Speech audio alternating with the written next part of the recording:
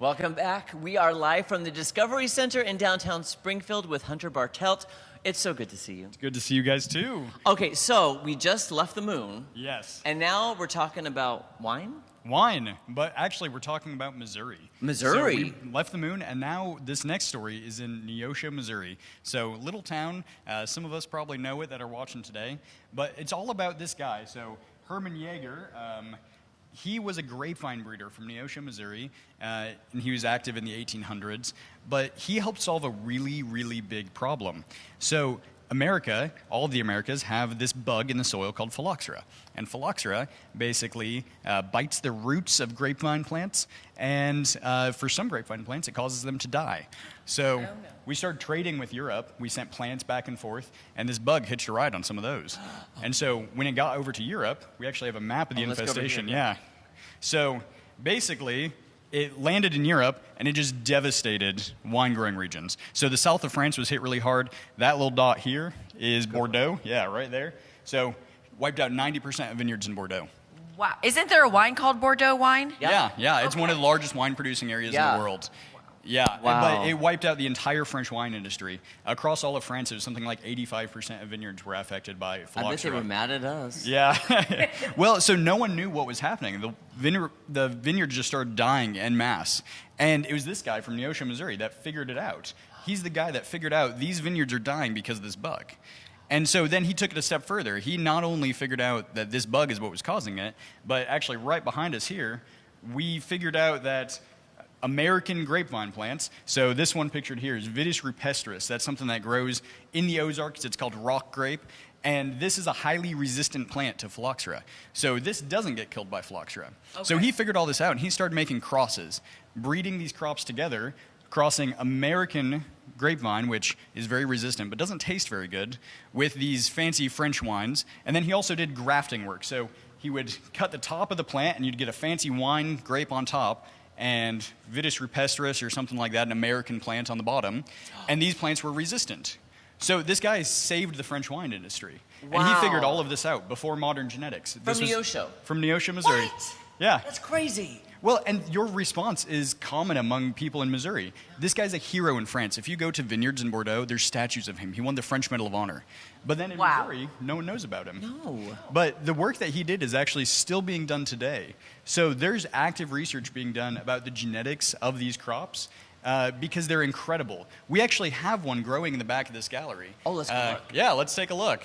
So at the university, at Missouri State University, they grow test plots where they actually use Vitis rupestris, the same grape that Hermann Jaeger was using, in their crosses to study how they take up nutrients out of the soil, how they can resist diseases. So this plant we have growing here is a Vitis rupestris descendant. The name of this variety is Prophecy, and it's a cross between Jaeger 70, so his 70th cross, and Cabernet Sauvignon, the lovely. My favorite. I love that wine. Exactly. So this was actually grown to make wine in the Ozarks. We got this sample down in Arkansas and are growing it here, but this is actually a direct descendant of the breeding work that he was doing in the 1800s. Wow. Wow. Okay. So My mind much is to. blown. Yes. Yeah. Okay. So Hermann Jaeger, thank you from, I know you're in the grave, but thank you for that. So why don't people here in Missouri know more about him? He just was kind of lost to history, but part of why we have this exhibit out is to let people know about some local history we should be proud of. Yeah. Missourians have done great things, and we've got a long history doing great things. Yeah.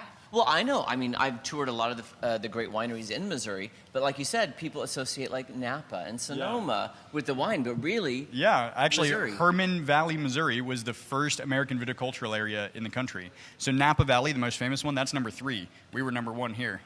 So a stupid question then, I'm asking this, I don't know, Hermann Jaeger, Hermann, Missouri, I've been to the wineries there in Hermann. Yeah. Is it named after him? Not named after Okay. him. It's just a very common name. So Ironic coincidence. Yeah, ironic coincidence. Yeah, his family actually emigrated from Switzerland, and Hermann, Missouri is a German. Yeah. Okay. So not quite the same, but just a very common name from that part of the country. Which is amazing. And for that pesky bug, phylloxera, Yeah, good job. are they still in existence? Yeah, Are they still in extinct? existence. So they're a very common pest, but now pretty much all of the vines that are grown are resistant to phylloxera. Okay. And actually some of the genetics work that was done at Missouri State was tracking that the stuff that Hermann Jaeger bred is still being used as parentage for rootstocks in Bordeaux right now. Wow. Wow. Yeah. That dates back. Yeah. Also, can I ask you a quick Generation. question? Charlie just got my attention, and I love it. Yeah. What is this? What is this all about? Yeah, so this is the Terraball table. This is a common thing in like wineries in Napa Valley for people to do as entertainment, but all the topography can actually be moved around. Yeah, there you go. Oh, I see. Look, Yeah. all these. Yeah, and then the goal is to get the balls all the way to the other side and sink them in the hole. Okay, I'm gonna so, try one right here. Sort of like our New Moon Rises gallery, we want to have something that's enriching for all ages, and that means cool history for the adults. I But got one! Hey, nice job. So I'm very excited. Yeah, no, that was a good shot. But yeah, the kids have to have something to do too. So, dude, 2 in a row. You're All right, third time's a charm, Jeremy. Sorry, I was like, No you guys pressure, are like no interviewing. pressure. I'm playing games here. You can play games. I'll get the interview, Jeremy. Oh, all Broke your right. hot streak there. I know. This is so much fun. But you Yeah. were saying, so it is very interactive. There's something for Yeah, everyone, something for while everyone. parents are reading about the history of Yeah. Hermann Jaeger, kids can be over here doing what Jeremy's doing. Doing what Jeremy's doing, exactly. And I mean, I actually love this part too.